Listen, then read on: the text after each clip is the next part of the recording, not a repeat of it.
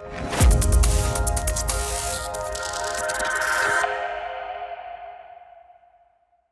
right, thank you for doing this interview. I'm happy to be here. Could you please tell me your name and what you do? I'm Luca. I'm the CEO of Igloo, and Igloo owns Pudgy Penguins and is the main contributor to Abstract, our consumer chain. Okay, that's a lot to break down. So first of all, my first question is, which came first, the NFT project, and then afterwards you made Igloo the company? So we bought Pudgy Penguins. We bought Pudgy Penguins about 2.5 years ago for $2.5 million. We believed in Pudgy as kind of the chain, or as the NFT project that I thought could really be the Trojan horse for the space, and speak to an audience that I think very few projects or crypto projects are speaking to, which is the family and the everyday person. We then created a holding company, Igloo, because we kind of felt like there was a chance that there would be some more ambitions that would probably come from this. So we rolled that up about maybe 6 to 12 months ago, or 8 months ago. And then we acquired a company called Frame, which is an L2 that was being built for the last year and a half. And we rebranded Frame to be Abstract, which is going to be the consumer layer and the consumer chain for EVM. Very, very cool. So you bought Pudgy 2 years ago. Yep. Did you look at any other other NFT IPs? I tried to buy my friend's, so I was actually, I helped work on one right before, and so I tried to buy his. He didn't want that to happen, unfortunately. And then I wasn't looking to buy anything else, and then the opportunity came around to buy Pudgy. There was a public bidding war going on, and I was a big holder. I thought to myself, well, this seems to be the time to figure something out and make it happen. Very cool. And I would say time has shown that that was a great call. Yeah. And Pudgy, to me, is kind of leading the industry in terms of what an NFT project should be, can be, and should be. Did you have that vision from that time? Well, I hope I did. We bought it for $2.5 million. So we came in to buy it because we thought there was something in the industry that was lacking, and specifically around NFTs. I felt like there wasn't anything that somebody else was doing that we couldn't do better. And so the hope and the goal was to build the biggest and the best NFT project, and the hope and the goal was to be, the mascot of crypto and the face of penguins around the world.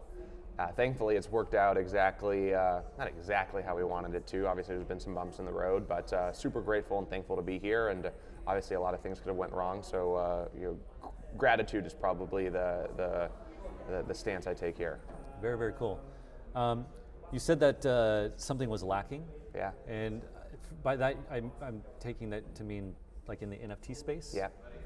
What exactly did you think was lacking at that time? I felt like everyone was trying to say that they were building the next generation of brand. But obviously I've been building brands for the last 7 or 8 years prior, and I thought to myself, well, most of you, if not all of you, are not doing the things that regular brands are supposed to be doing. And so there's this huge discrepancy where it's like the next generation of brand can't just neglect all of the things that make a brand. And so from our perspective, that's kind of where we wanted to fit in, and we wanted to bring a traditional touch, but also add the layers of Web3 and crypto that make this industry so special. Very cool. Man, yeah, and you nailed it. Absolutely. Appreciate that. So you said that that Web3 NFT projects were neglecting what brands in traditional Web2 or normal brands do. What were the big things that they were neglecting? A couple things like content creation and content distribution, brand partnerships and collaborations. There's a slew of a physical product strategy, storytelling. Obviously a lot of brands are doing that today, but when we bought Pudgy, it was there was a huge hole in that market. I agree 100%. I've been interested in NFTs for as long as they've been around, and to be honest, I had kind of given up on NFTs from last cycle because it just seemed like very one-dimensional. Yeah. And then seeing what you guys have done is, it really kind of sets the roadmap or shows people how to make a successful product, which is great. One thing that I think you guys are doing really, really well is like the physical aspect of NFTs, which I think were highly neglected, right? Can you tell me a little bit about your strategy on that front? I think it's dual faceted. I think one is you have to meet consumers where they are, and I think crypto in general is just too hesitant in terms of really going out and trying to get users. And the second one is marketing, right? Like I'm really in the penguin proliferation business. I'm in the mindshare business. And in a world and an industry that's so digitally focused, how can I create touch points in mindshare when people turn off the screen?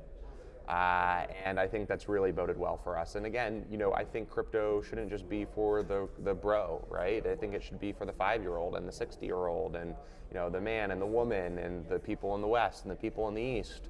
And product is something that's universal. Everyone understands product. Everyone understands IP and that type of connection through product. It just seemed like a really great Trojan horse to ultimately get people familiar with the brand, and then ultimately it creates that trust and credibility. So when NFTs come back, we're the first NFT that people think about. Absolutely.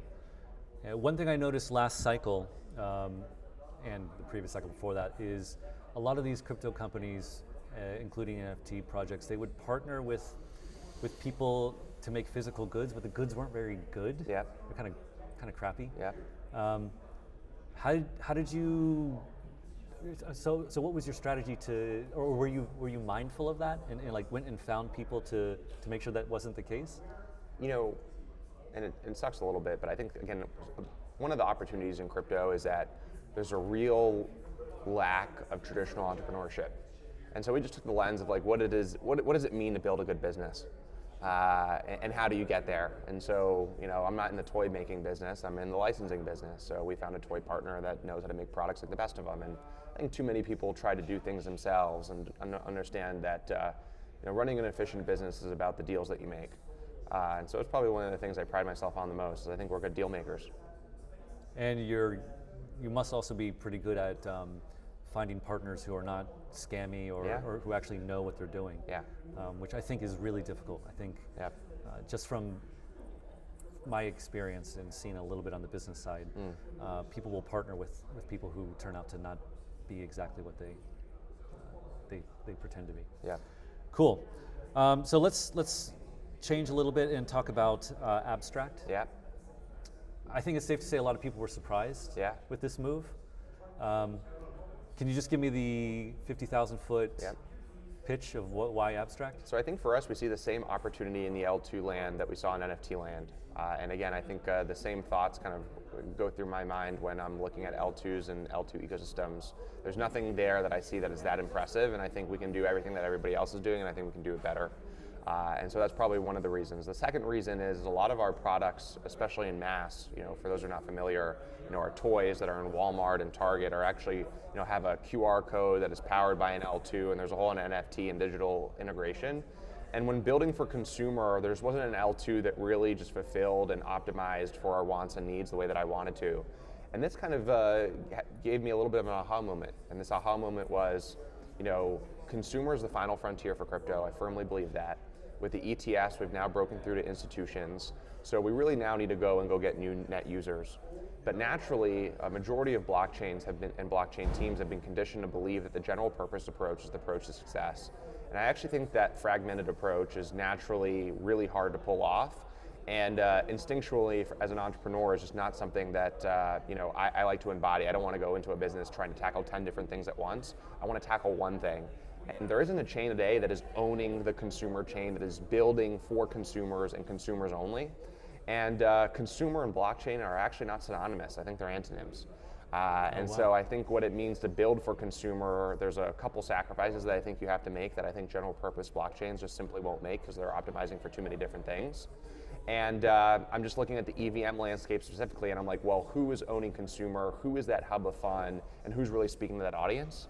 And naturally, we've been building consumer crypto for the last 2.5 years. I would argue that we're the face of consumer crypto, if not one of the faces of consumer crypto. So I think there's very few teams that really understand those pain points that can speak to that audience. And it just seemed like a huge opportunity to kind of capture and why go and bring what I think is one of crypto's best communities, if not the best community, to other ecosystems. I think right now apps and products make chains. Chains don't make apps and products, but we want to reinvent that relationship. I actually think a chain should be bringing value to apps rather than just the other way around. It seems like a very one-sided relationship as of today. So it was a lot of that discovery, a lot of that negotiation. For context, people were offering us $10, $15, $20 million to go build on their L2. And that was because we brought what I thought was the most important part. So I think that really opened our eyes. Wow, that's great. There's a lot to unpack there. So first, you said you initially looked at the L2 landscape and you were not impressed. Yeah. What exactly, can you give me a little more detail about what you were not impressed with? I think from a chain's perspective, it's a chain's job to provide value to a builder, in my opinion, right?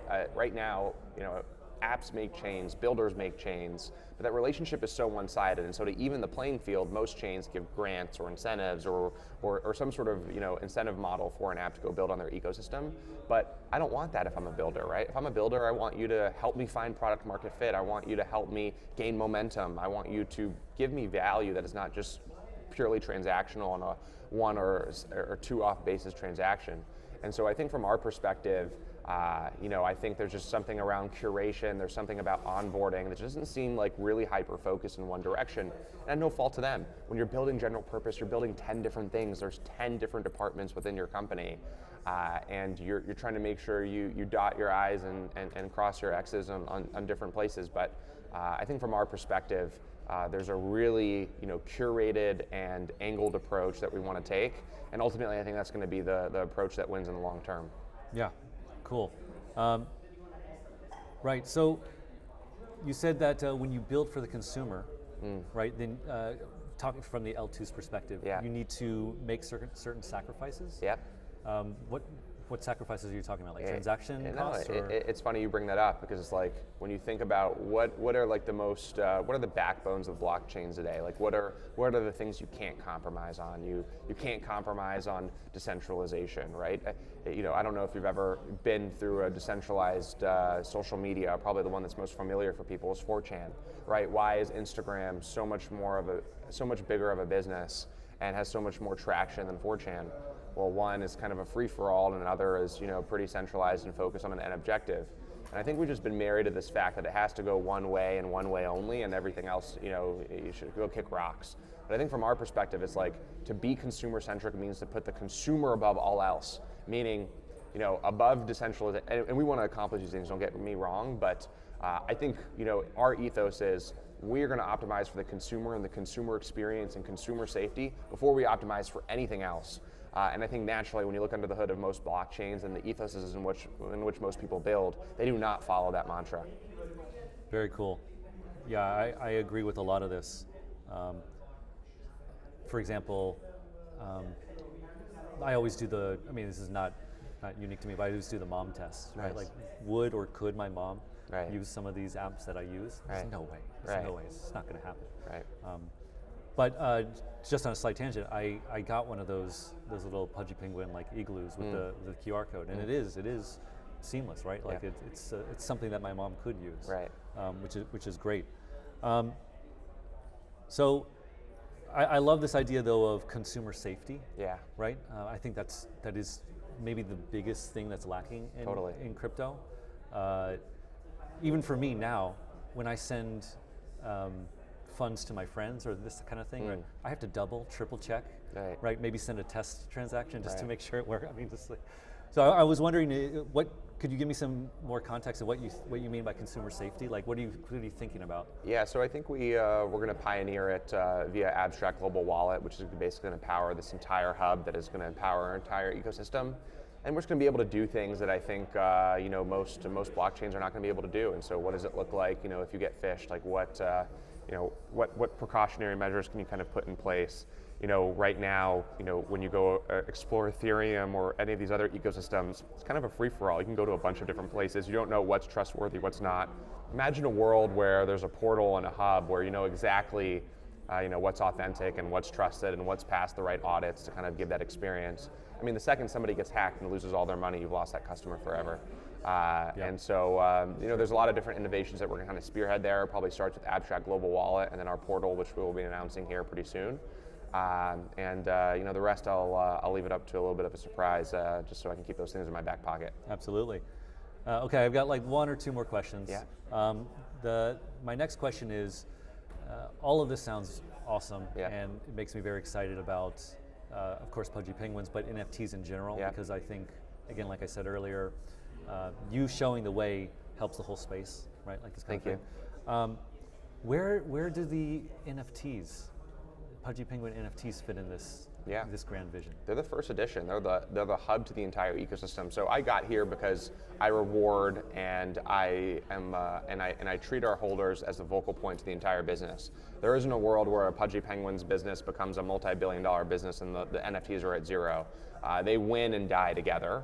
And I understand that they're my biggest champions. They're the people galvanizing my product, and they're at the center point of everything that we do. They're going to be the center point of Abstract. They're going to be the center point of Overpass. They're the center point of all of our toys and our products. And ultimately, my job is to make sure that all the value accrues to them to the best of my ability. And so I look at them as first edition collectibles to this global penguin brand.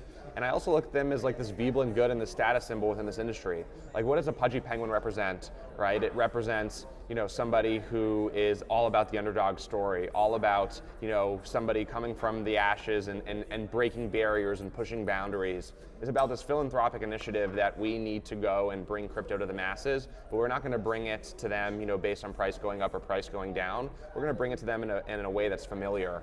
And so, if you believe in the consumer revolution, if you believe in everything that we embody and that we represent, as well as like all the perks that come with Pudgy Penguins. For context, in the last 8 months, a Pudgy Penguin has gotten you $25,000 in third-party airdrops.